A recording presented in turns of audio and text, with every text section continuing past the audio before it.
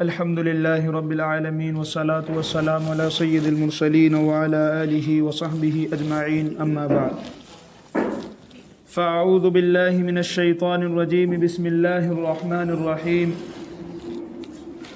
هو الذي بعث في الأميين رسولا منهم يتلو عليهم آياته ويزكيهم ويعلمهم الكتاب والحكمة وإن كانوا من قبل لفي ضلال مبين صدق الله العظيم۔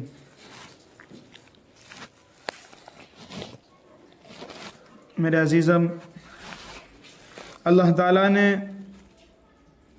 اس زمانے میں ان پڑھ لوگوں میں سے ان پڑھ کو نبی بنا کر مبعوث فرمایا، نبی کو ان پڑھ لوگوں میں بھیجا۔ ظاہر ہے اس وقت علم نام کی کوئی چیز نہیں تھی۔ اللہ تعالیٰ نے رسول کو جب بھیجا تو 4 سبجیکٹ 4 ٹاپک پہ بھیجا۔ یتلو علیہم آیاتہ، کہ اللہ تعالیٰ کی آیتوں کو پڑھ کے سنائیں اور ان کو سکھائیں۔ ویزکیہم، اور ان کے دلوں کو اور ان کے ذہنوں کو پاک کریں۔ ویعلمہم الکتاب، اور اس کتاب کے بارے میں سمجھائیں، اس کے مطلب بیان کریں، اس کے معنی بیان کریں کہ یہ کتاب سے کیا چاہا جا رہا ہے۔ والحکمہ، اور حکمت سکھائیں۔ ویزکیہم سے مراد اخلاق کو سنوارنا، دل و ذہنوں کو کفریت سے پاک کرنا۔ اور ظاہر ہے کہ اس زمانے میں ان سب چیزوں سے بالکل دور تھے اور کھلی گمراہی میں لوگ تھے، جس زمانے میں ہمارے نبی کو نبی بنا کر بھیجا۔ آج ہم اپنے بچوں کو ہندی میڈیم اور انگلش میڈیم میں ڈال کے بڑا فخر کرتے ہیں اور سمجھتے ہیں کہ ہم کامیاب ہو گئے، حالانکہ جب وہ قبر کے عذاب میں جکڑیں گے اور جہنم ان پہ جھپٹے گی اور سانپ اور بچھو اور ان کے منہوں کو، ان کے چہروں کو چپیٹ میں لیں گے، تو پتہ چلے گا کہ ہم دنیا میں کیا کر کے آئے ہیں اور کیا کرنا تھا، ہمارے نبی نے ہمارے لیے کیا کام بتایا تھا، اللہ تعالیٰ نے ہمیں کیا حکم دیے تھے۔ قرآن پاک کو سمجھنا اور سیکھنا ہر مسلمان مرد اور عورت کو ضروری ہے، ہر بچے کو ضروری ہے، ہر نوجوان کو ضروری ہے۔ اگر قرآن نہ سمجھے، قرآن کو نہ پڑھے اور دنیا کی بڑی بڑی کتابیں وہ پڑھ لے جو ہم جیسے انسانوں نے لکھی ہیں، تو وہ بے شک بہت بڑا مجرم ہے، کیونکہ اس نے اللہ کی کتاب کو چھوڑا، قرآن کو چھوڑا۔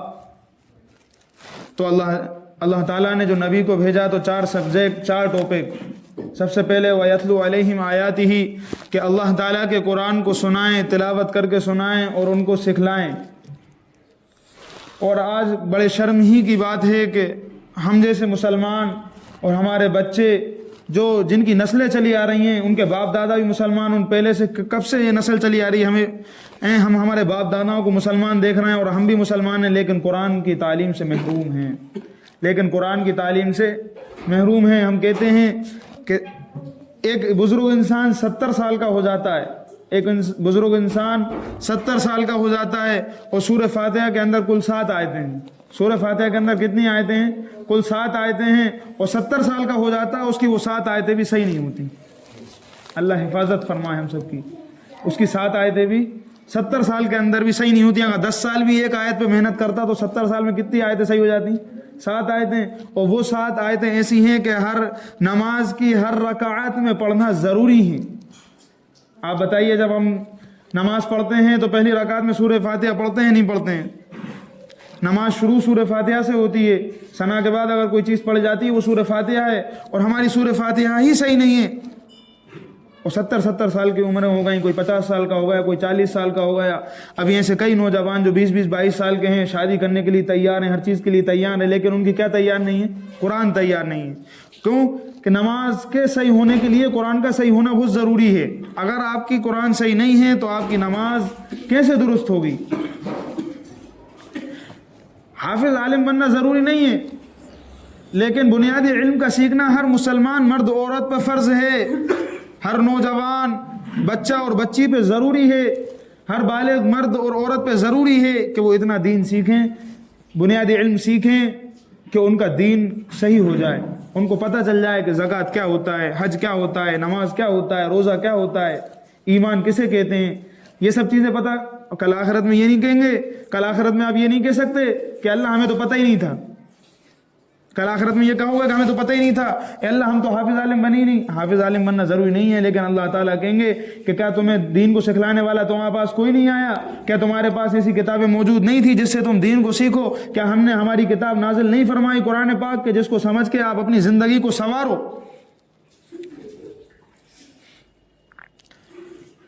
تو نماز کے صحیح ہونے کے لیے قرآن کا صحیح ہونا بہت ضروری ہے. اور آج ہم دیکھ رہے ہیں کہیں بھی جا رہے ہیں، سب سے زیادہ اگر کمزوری پائی جا رہی ہے تو قرآن کے اندر.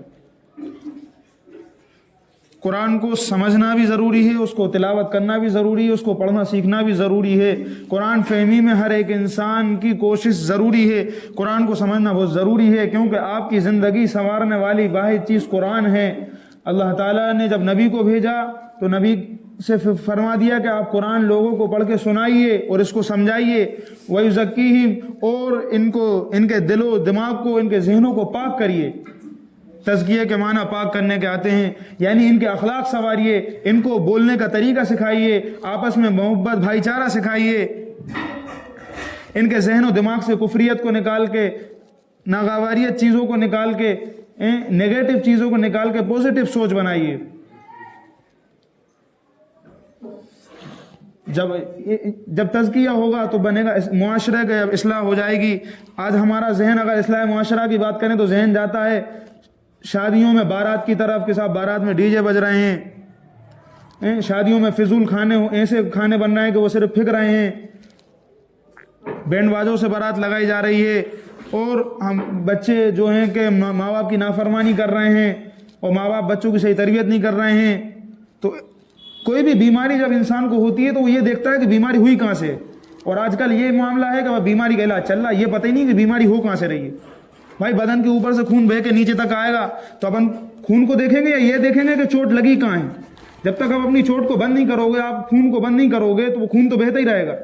تو ہمارا جو معاشرہ بگڑ رہا ہے یہ کہاں سے بگڑ رہا ہے یہ دیکھنا پڑے گا کہ ہمارے معاشرے کا بگاڑ کیا ہے، کہ ہم اپنے بچوں کی تربیت کیسے کر رہے ہیں.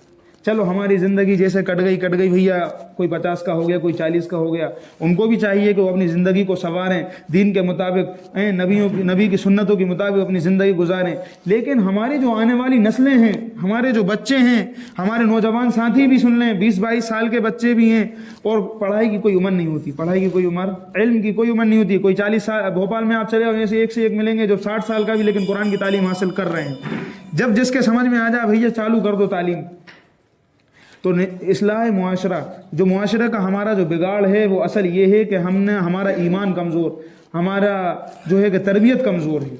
ظاہر سی بات ہے کہ جب ایمان بن جائے گا اور تربیت ہو جائے گی اور تعلیم مل جائے گی تو وہ جب وہ بچے بڑے ہوں گے تو وہ چاہیں گے کہ ان کی باراتوں میں ڈی جے لگے، وہ چاہیں گے کہ فضول کھانے بنے اور ان کی شادیوں میں جو ہنگامے ہوں.